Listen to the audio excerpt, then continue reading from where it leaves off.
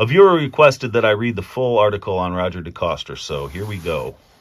The trophy presentation at Unadilla had been over for almost an hour, yet there, in the semi-darkness between dusk and nightfall, stood winner Roger DeCoster, signing autographs as the wind whipped snowflakes around the cluster of fans still surrounding him.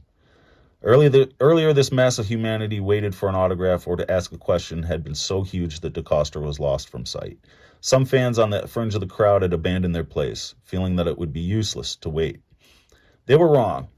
Just as he had answered questions after the trophy presentation until there were no more to answer, so Roger would sign autographs and talk to the fans until there was nobody left. It is this type of gesture, this rapport with the fans, that has elevated DeCoster in the realm of superstar. But DeCoster is more than that, for he is a world champion in every sense of the word. Few persons have contributed as much of themselves in recent years towards the furthering of the sport of motocross as DeCoster. However, at age 34, and with 5 500cc World Championship titles, 4 Trans-AMA titles, and unbounded international acclaim, DeCoster finds himself nearing the end of his career. Had he won his 6th title this year, he would have retired, but DeCoster did not, and placed 3rd behind Heikki Mikkola and Brad Lackey for his worst finish in the GPs in 8 years. Many felt that after a practice accident in March of this year, which almost cost him his life and required the removal of his spleen, DeCoster would have retired.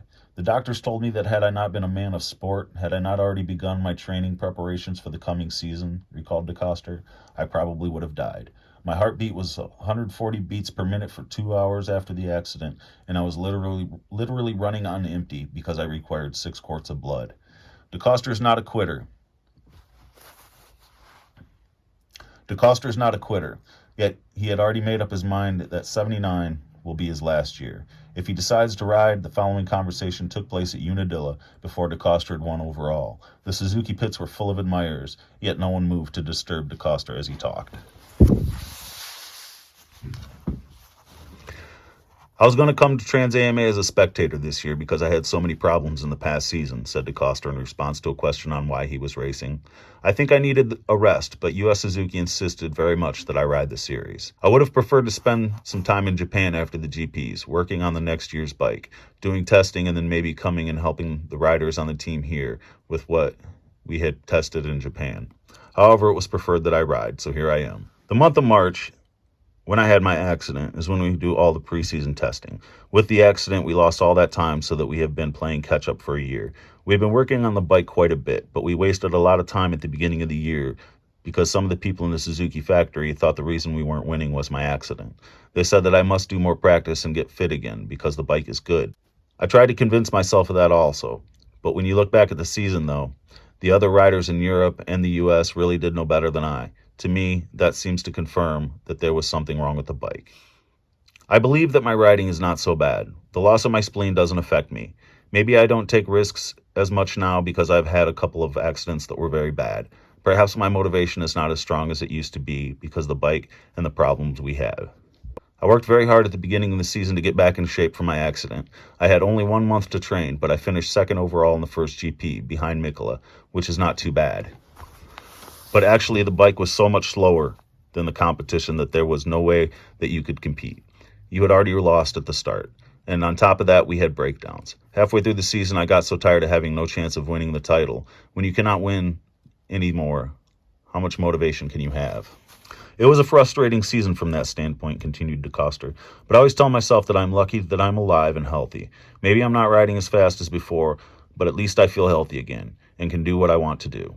Maybe if we get the bike sorted out, then I can win the World Championship one more time. Your plans don't always work out perfect. What I would have liked to do, of course, was win the championship this year and then stop. Now the factory in Japan is realizing that there is something wrong with the bike and we have to change something, although nobody is sure what. If the bike feels really good and if I feel confident with it, then I will try one more season and then definitely retire. If I feel that the bike does not have the potential for winning the championship, then I will not ride. There are alternatives I have considered, but I'm in a difficult position since I've been so long with Suzuki that my name is synonymous with Suzuki. For another factory to take me, they would have to put behind it also a big advertising campaign to explain the reason why I was riding for them. On the other hand, everybody knows that I'm at the end of my career. There's a small chance that I can win the championship next year. I think I have a chance, but I don't know if the other people believe it. I think there are only 2 or 3 companies with the potential of winning the 500cc World Championship. For example, if I were to go ride for Yamaha, the only class I would ride would be the 250cc because Hickey Mikkola has an arrangement with the Yamaha in his contract that there is to be only one contender in the 500cc class. They would not pit me against Mikkola. I am not interested in riding the 250cc class and certainly not the 125. So you see, there's not that many possibilities for me. At the same time, I have a 1-year contract left with Suzuki. I am sure there is always a way to get out of a contract, but I have never broken one, and I would not like having to start now. What I wish is that we have the top bike again next year, said DeCoster. I know Suzuki can do it. It is only a question of being pointed in the right direction and working towards the goal. I feel that my competing in the Trans AMA could be taking away from some of the development of the new bikes. For many people following the Trans AMA, the series has become a two-rider contest, DeCoster and Bob Hanna. Hanna is very fast, continued DeCoster, obviously anticipating future questions. He has the right bike, and he matches good with the bike, which is very important. Maybe if another rider would ride his bikes, he would not do so well. It is a good combination, and that is very important. He has a lot going for him. He is doing very well, and that helps to motivate him for the next race, and especially the Trans AMA. However, it is probably easier than before to win, because there are only two Europeans, DeCoster and Honda's Graham Noyce, riding. And I am not being very competitive lately, so who else is going to win it? It has to be an American. I don't mean that Hanna is not good, but the chances are so much greater for him because there are only 38 Americans and only 2 of us. I would like to see him come to Europe for the World Championships. Hanna would do well, but he would not win his first 500cc try. I don't say that he could never win the title. He could probably take it in a couple of years, but he would not win in his first try. There should be more Americans competing in the World Championships to make it a truly international scene. European circuits take more experience than American tracks. It takes more time to learn how to go fast. Unadilla is probably the track closest to being European style. At present, DeCoster splits his time between a home in his native country in Belgium and his home in California, with his American wife Lori and their son Nigel.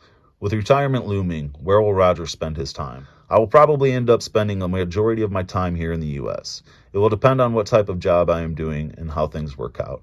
I like the States very much. There is more potential for me to do what I like rather than in Belgium, which is a very small country. Suzuki has plans for me to continue with them when I retire, and I probably will. But for right now, my thoughts are to win one more world championship.